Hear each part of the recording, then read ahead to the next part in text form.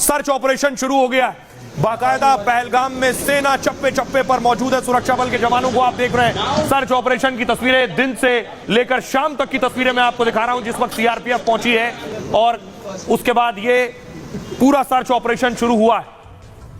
अब किस तरह से एक्शन लेने की तैयारी है, क्या तैयारी की है सेना ने जवाबी कार्रवाई के लिए, वो देखिए जरा। आतंकी हमले के बाद सेना एक्शन मोड में नजर आ रही है। जिस जगह इस वारदात को अंजाम दिया गया उसके आसपास कई किलोमीटर के इलाके को घेर लिया गया है। आतंकियों को मारने के लिए सेना ने ऑपरेशन और तेज कर दिया है। जम्मू कश्मीर पुलिस, सीआरपीएफ, सेना के ज्वाइंट ऑपरेशन चला रही है।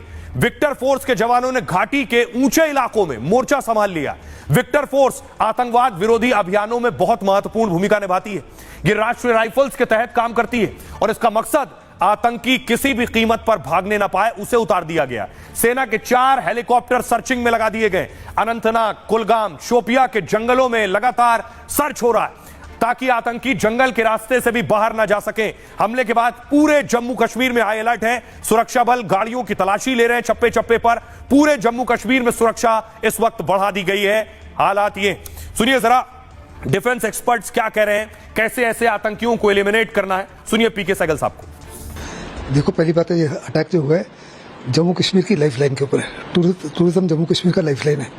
ये साफ तौर पर दर्शाता है कि पाकिस्तान की एस्टेब्लिशमेंट इन्वॉल्व है। ये केवल आतंकवादियों का कार्रवाई नहीं है, पाकिस्तान की आर्मी इन्वॉल्व है, पाकिस्तान की एस्टेब्लिशमेंट इन्वॉल्व है, आईएसआई इन्वॉल्व है और एलईटी इन्वॉल्व है। रेजिस्टेंस फ्रंट ये नाम है इस आतंकवादी संगठन का, जो लश्कर ए तैयबा और हिजबुल मुजाहिदीन का एक ऑफशूट है।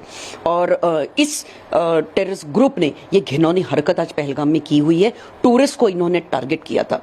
अब इससे ज्यादा गिरी हुई हरकत ये सिर्फ पाकिस्तान के ट्रेंड टेररिस्ट ही कर सकते हैं। कहीं ना कहीं इनको ये समझ में आ गया कि कश्मीर में अभी ये पॉसिबल नहीं है, तो ये लोग जम्मू की तरफ इन्होंने अपना रुख मोड़ा है।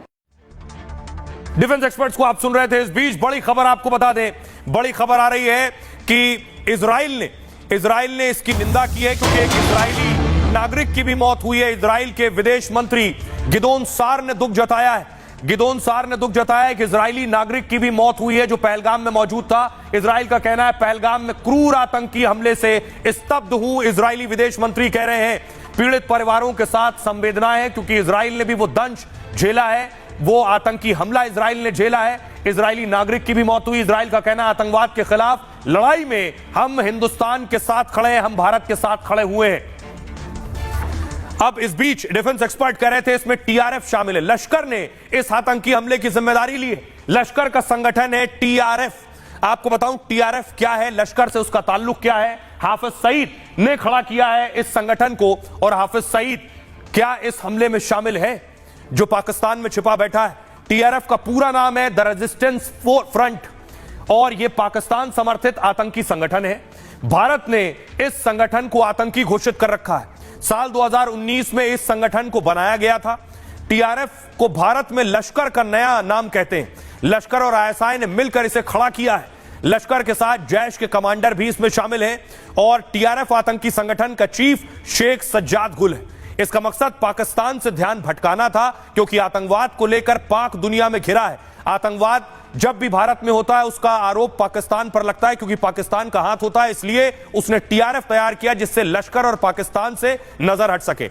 इसका मकसद टीआरएफ का है पर्यटन रोकना, गैर कश्मीरियों की हत्या मुख्य टारगेट है। 370 हटने के बाद टीआरएफ ज्यादा सक्रिय हो गया। घाटी में 90% आतंकी हमले टीआरएफ ही करता है। जम्मू कश्मीर में अस्थिरता लाना मुख्य उद्देश्य है इसका। पहलगाम में हमले से पहले आतंकियों ने रेकी की, टूरिस्ट प्लेस और होटल की रेकी की गई। रेकी में पाकिस्तानी आतंकी भी शामिल थे।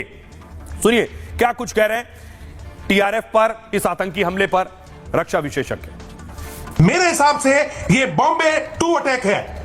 ये बॉम्बे अटैक जो है उसका सेकंड पार्ट है। जिस प्रकार से वहां पे 200 से 300 लोगों के साथ अंधाधुंध इनडिस्क्रिमिनेट फायरिंग की गई और भागते हुए लोगों को मारा गया, उनकी बिल्कुल मंशा थी एक मैसेज को क्लियर करना, और वो मैसेज उन्होंने कुछ लोगों के साथ में ये कह के क्लियर करने की कोशिश की कि क्या आप मुस्लिम हैं या हिंदू। हमारी पूरी संवेदना है जो जिन्होंने अपनी जान गंवाई और जो घायल हैं उनकी रक्षा हो और भगवान उनकी आत्मा को शांति दे जो गुजर गए हैं। पर सबसे बड़ी बात यह है, ये कोई नया खेल थोड़ी है। कब से सुनता रहा हूं, 40 साल से सुनता रहा हूं, पहलगाम, अमरनाथ, ये आतंकवादी, ये कोई नई घटना नहीं है। और इस बीच एक और बड़ी खबर आ रही है। बड़ी खबर यह कि इस हमले की जांच अब नेशनल इन्वेस्टिगेशन एजेंसी करेगी। देश की सबसे बड़ी एजेंसी को लगा दिया गया है। पहलगाम हमले की जांच एनआईए को दी गई है। एनआईए इसकी जांच करने वाली है। बड़ी जानकारी मिल रही है कि एनआईए की टीम कल पहलगाम पहुंच जाएगी, दिल्ली से रवाना होगी। पुलिस अफसरों को सतर्क रहने के निर्देश दे दिए गए हैं। पहलगाम हमले की जांच एनआईए को दी गई है। हमारे साथ हमारे सहयोगी ग्राउंड जीरो पर गुरसिमरन मौजूद हैं। गुरसिमरन, एक जानकारी है कि एनआईए इसकी जांच करेगी, दूसरा यह कि टीआरएफ और लश्कर ने जिम्मेदारी ली है।